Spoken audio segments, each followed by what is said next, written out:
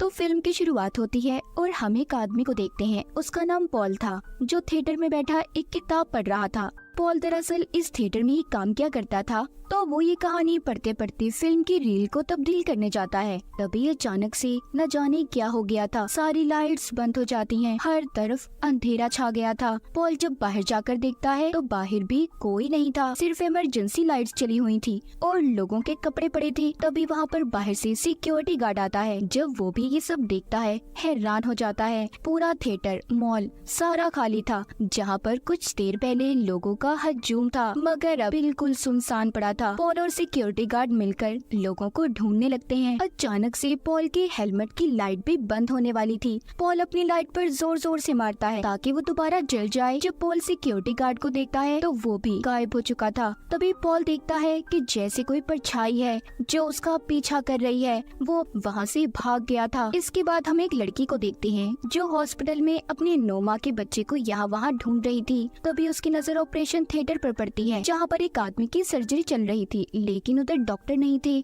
यहाँ पर भी सिर्फ डॉक्टर्स के कपड़े पड़े थे। अचानक से लाइट बंद हो जाती है और वो मरीज भी गायब हो गया था। इसके बाद हम कहानी में एक और कैरेक्टर को देखते हैं जिसका नाम ल्यूक होता है। एक रिपोर्टर था। वो उठकर जब अपनी वाइफ को घर में देखता है तो वहाँ पर कहीं पर भी उसकी वाइफ नहीं थी। खैर, ल्यूक रोजाना की तरह अपने ऑफिस के लिए तैयार होता है और अखबार पढ़ते हुए अपने अपार्टमेंट से बाहर आ गया था। तभी पढ़ते हुए उसे पता चलता है कि ये अखबार तो एक दिन पुराना है। जब वो बाहर आकर देखता है तो हर तरफ गाड़ियाँ खड़ी थी। उसे थोड़ी दूर एक प्लेन भी क्रैश होता दिखाई देता है। इसी तरह 3 दिन गुजर जाते हैं। गाड़ी को चलाने की कोशिश कर रहा है। जैसे ही वो गाड़ी में बैठने लगता है तो एक घबराया हुआ आदमी उसके पास आया था और फ्लैशलाइट मांगने लगता है, मगर ल्यूक ने उस आदमी की बात को नहीं सुना था। कुछ देर के बाद एक शैडो, साया परछाई आकर उस आदमी को गायब कर देती है। ये देखकर ल्यूक घबराकर अपनी गाड़ी से बाहर निकलता है। इसी दरमियान में हम एक छोटी बच्ची को देखते हैं जो ल्यूक को ही देखे जा रही थी। उस बच्ची के हाथ में भी फ्लैशलाइट थी। ल्यूक अभी ट्रक के पास आता है। ट्रक के अंदर जाकर उसे कुछ फ्लेयर लाइट्स मिलती हैं। उन सब चीजों को लेकर ल्यूक एक बार में आ गया था।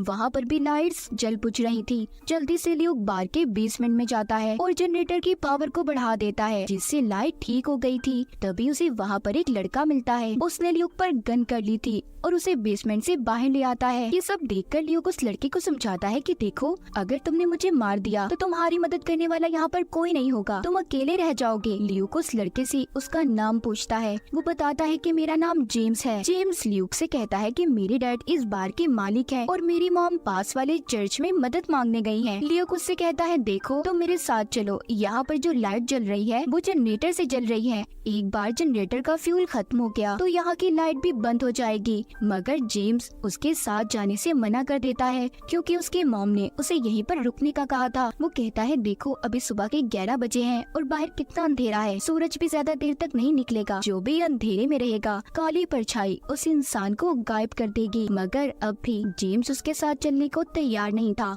तब यहाँ पर वही लड़की आती है जिसको हमने हॉस्पिटल में देखा था, जो अपने बच्चे को ढूंढ रही थी। वो यहाँ पर भी आकर इन दोनों से अपने बच्चे के बारे में पूछती है और यहाँ वहाँ ढूंढने लगी थी। ल्यूक उससे कहता है, देखो हमारे अलावा यहाँ पर कोई नहीं है। वो लड़की मानो जैसे पागल हो गई थी। वो उधर से ही गन उठाकर गोली चला देती है। जब वो थोड़ा सा सुकून में आती है, अब वो इन्हें बताती है कि मेरे हस्बैंड से मेरी नहीं बनती थी। मुझे लगा मेरा हस्बैंड मेरे बच्चे को चुरा कर यहाँ ले आया होगा, क्योंकि अक्सर वो इस बार में आया करता था। वो अपने बारे में अब बताने लगती है। यहीं से हमें उस लड़के का पास माजी भी दिखाया जाता है। वो एक डॉक्टर थी। एक दिन में हॉस्पिटल में जब अपनी ड्यूटी दे रही थी और कुछ देर के लिए बाहर सिगरेट पीने गई, तभी अचानक से सारी लाइट्स बंद हो गई। वो साया आ गया था जो एक एक करके सभी को गायब करने लगा, सिवाय उनके जिनके पास रोशनी थी। और वो इसलिए बच गई थी क्योंकि उसके पास लाइटर की रोशनी थी। अगली सुबह जब उसने अपने घर आकर देखा तो उसका बच्चा भी गायब हो चुका था। तो यहाँ से कहानी दोबारा से प्रेजेंट में आती है। ल्यूक उससे पूछता है, तुम अब तक कैसे जिंदा हो? वो यहाँ पर अपने बैग से बहुत सारी लाइट्स निकालती है जो अंधेरे में चमकती थी। वो बताती है, इनकी मदद से तभी उन तीनों को बार में किसी आदमी की आवाज सुनाई देती है जो बाहर से आ रही थी, जो हेल्प हेल्प मदद के लिए चिल्ला रहा था। ल्यूक अपनी लाइट लेकर बाहर जाकर देखता है, उसे बस स्टैंड पर एक आदमी मिलता है जो कोई और नहीं बल्कि पोल था, जिसको हमने कहानी के शुरू में थिएटर में देखा था। ल्यूक उसे उठाकर अपने साथ बार की तरफ लाने लगता है, मगर रास्ते में ल्यूक की लाइट बंद हो गई थी और वो साया भी अब इनकी तरफ बढ़ रहा था। इसलिए जल्दी से ल्यूक ने अपनी फ्लेयर लाइट्स को जला लिया था, जिससे साया वहीं पर रुक जाता है। अंदर बार में जेम्स को भी अपनी मॉम की आवाज आती है, जिसे सुनकर वो बाहर जाने लगा था, लेकिन जल्द ही वो लेडी डॉक्टर उसे रोक लेती है जो अपने बच्चे को ढूंढ रही थी, वरना जेम्स भी उस साय की लपेट में आने वाला था। इसका मतलब ये था कि वो साया लोगों को हेलुसिनेट भी किया करता था, यानी कि लोगों को अजीबोगरीब आवाजें और ख्याल दिखाता कि जैसे उनके प्यारे उन्हें पुकार रहे हैं, और फिर अपना शिकार बनाकर उन्हें गायब कर देता था। उधर ल्यूक भी पोल को बार की तरफ ला रहा था। उसकी फ्लेयर लाइट्स भी बुझ गई थी, लेकिन जैसे तैसे वो जल्दी पोल को बार में ले आया था। जब पोल को होश आता है तो ल्यूक उसके बारे में पूछता है। वो बताता है कि मैं एक थिएटर में काम करता था और मुझ पर एक काले साय ने हमला कर दिया। मैं नहीं जानता आगे क्या हुआ, लेकिन जब मुझे होश आया तो मैं किसी तरह उस बस स्टैंड तक पहुंच गया जहां पर रोशनी थी।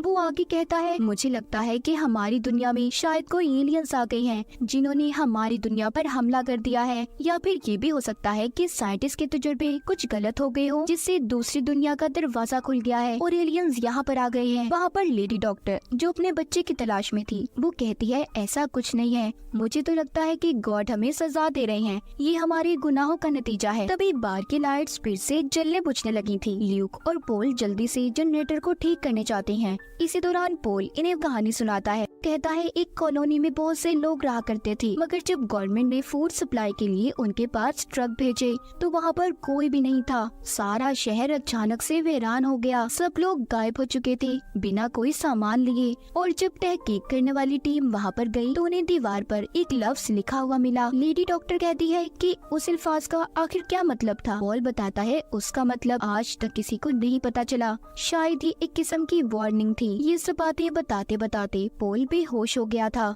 क्योंकि वो अभी भी काफी जख्मी था। ल्यूक और लेडी डॉक्टर उसे उठाकर पूल टेबल पर लिटाते हैं। ल्यूक उसके लिए बर्फ लेने गया था, तभी उसे यहाँ पर अपना पास्ट माजी की कुछ यादें याद आती हैं कि जब वो ऑफिस गया था उसने अपनी वाइफ के गायब होने के बाद कुछ वीडियोस देखी थी, जिसे देखकर इसे पता चला कि लोग किसी साय की वजह से गायब हुए हैं। उसने वहीं पर एक आदमी की वीडियो भी देखी जो बता रहा था कि सबको अपने साथ लाइट जरूर रखनी है, वरना साया आकर उन्हें भी अपने साथ ले जाएगा। उसने बताया था कि वो साया लोगों को अपनी तरफ मुतवज्जा करता है। इस बात का मुझे तब पता चला जब मैंने अपने भाई की आवाज को सुना, मगर वो तो 7 साल पहले मर चुका था, तो इसलिए आप सबको संभल कर रहना होगा और सबको शिकागो आने का कहता है और अपना नंबर भी देता है। जब ल्यूक नंबर नोट करने ही वाला था तभी सारी लाइट्स बंद हो जाती हैं और एक काला साया ल्यूक के पीछे था। इससे पहले वो साया ल्यूक पर हमला करता, उसने वहाँ पर खिड़की से सभी पर्दों को पीछे कर दिया था, जिस वजह से रोशनी अंदर आने लगी और वो साया वहाँ से चला गया। कहानी दोबारा से प्रेजेंट में आती है, जहाँ पर ल्यूक बैठा ये सब बातें याद कर रहा था। वो अब बार में इन सब को उस आदमी के बारे में बताता है जिसकी इसने वीडियो देखी थी और कहता है कि हम सबको शिकागो जाना होगा। वो बताता है कि वहाँ पर वो लोग हैं जो जिंदा बचे हैं। मुझे एक ट्रक भी मिला है जिसकी बैटरी अभी चल रही है,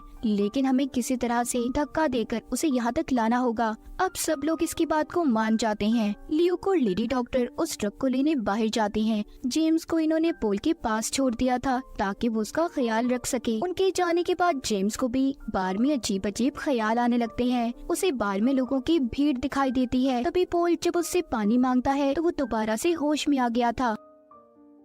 अब जब वो पोल के लिए पानी लेने जाता है तो बाहर की लाइट्स जलने बुझने लगती हैं। उधर बाहर ल्यूक और लेडी डॉक्टर दोनों ट्रक को ठीक करने की कोशिश कर रहे थे। इसी दौरान ल्यूक के पाँव में चोट लग गई थी और इसीलिए वो वहीं पर कुछ देर बैठकर आराम करने का सोचते हैं। तभी वो अपने सामने एक छोटी बच्ची को देखते हैं। ये दोनों उसे पास बुलाते हैं ताकि वो उसकी मदद कर सके, मगर वो बच्ची जब इनके पीछे साय को आते हुए देखती है तो वो डर गई थी और वहाँ से भाग जाती है। ल्यूक उस बच्ची को रोकने की कोशिश कर रहा था और उसके पीछे पीछे भागता है, जिस वजह से वो गिर गया था और उसकी लाइट भी बुझ जाती है। तभी वहाँ पर साया ल्यूक की तरफ बढ़ रहा था। ये देखकर लेडी डॉक्टर ने जल्दी से ट्रक की लाइट को जला दिया ताकि ल्यूक की जान बच जाए। उधर बार में पोल के पास जेम्स अब तक पानी लेकर नहीं पहुँचा था। वो जब जेम्स को ढूंढने जाता है तो बाथरूम में जेम्स की ग्लो लाइट पड़ी थी, मगर वो खुद गायब था। पोल अब उसे ढूंढता ढूंढता बेसमेंट में पहुँच गया था, जहाँ पर उसे एक टनल दिखाई देता है। जब ये उसके अंदर जाता है तो आगे एक दीवार थी और तभी वो साया इस पर हमला कर देता है। इन सब से डरकर पोल जाग गया था। मतलब ये सिर्फ पोल का एक सपना था, लेकिन अब हकीकत में बाहर की लाइट्स बंद हो जाती हैं और साय ने पोल को गायब कर दिया था। जेम्स जो कि अपनी ग्लो लाइट की वजह से बचा हुआ था, वो आकर जब पोल को देखता है तो उसके सिर्फ कपड़े पड़े थे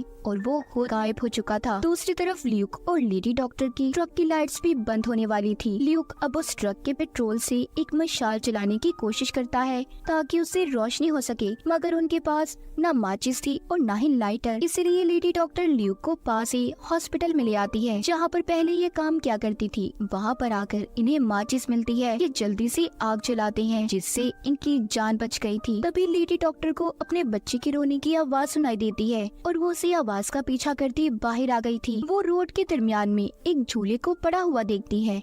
जब वो उसके पास जाकर देखती है तो झूला खाली था। दरअसल वो साया इन्हें गुमराह करना चाहता था और इसीलिए अब लेडी डॉक्टर भी गायब हो जाती है, क्योंकि वो बिना किसी लाइट के अंधेरे में आ गई थी। ये देखकर ल्यूक भी डर गया था। वो किसी तरह से बार के पास आता है। इधर अंदर बार की लाइट्स भी जलने बुझने लगती हैं। ल्यूक बार के अंदर आकर जेम्स को अपने साथ लेता है और जनरेटर से फ्यूल निकालकर ट्रक में डालकर यहाँ से चला जाता है। ल्यूक जेम्स को लेकर उस एरिया से काफी दूर आ गया था। वो देखता है कि ट्रक का बोनेट खुला हुआ है, इसीलिए जब वो उसे एक जगह पर रोककर ठीक करने लगता है तभी जेम्स की नजर सामने चर्च पर पड़ती है। उसे लग रहा था कि शायद अभी भी अंदर उसकी मॉम होंगी। ल्यूक जेम्स को रोकने की कोशिश करता है, मगर वो उसकी कोई भी बात मानने को तैयार नहीं था। जेम्स को अंदर एक साया महसूस होता है। तभी सही वक्त पर ल्यूक ट्रक को ठीक करके वापस ले आया था और जेम्स को वापस आने का कहता है, लेकिन जेम्स उसकी कोई बात नहीं सुनता। तभी अचानक से ट्रक की लाइट्स बंद हो जाती हैं, जिसके साथ ल्यूक भी गायब हो गया था।